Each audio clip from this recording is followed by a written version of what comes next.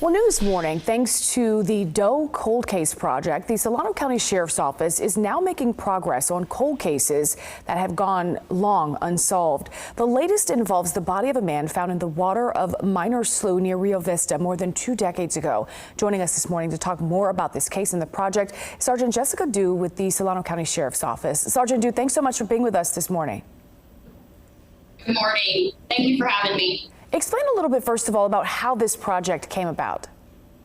So the idea for this project actually started in 2022 when I was working on another John Doe case.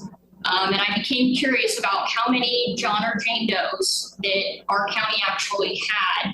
And when I went through some of our old coroner records, I learned that we had 22 dating back to 1963 that we had records for.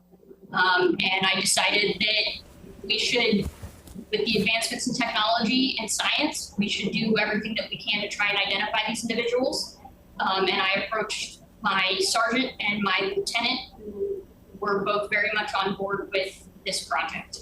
That is incredible, and I know that technology is really making a difference for, agencies across the country. Can you talk more about the specific case we just mentioned and what ultimately was used to identify that man?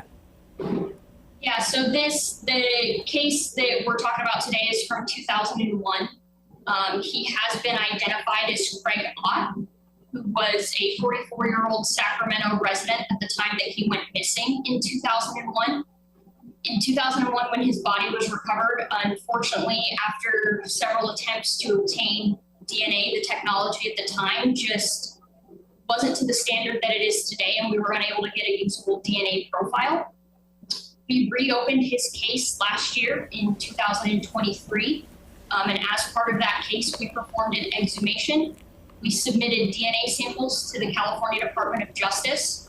And when we did not have a match in the Department of Justice database, we contacted Oathbrook Inc., who works specifically with degraded DNA and does forensic genetic genealogy. And they were able to help us locate family members of Mr. Ott, who also submitted their DNA.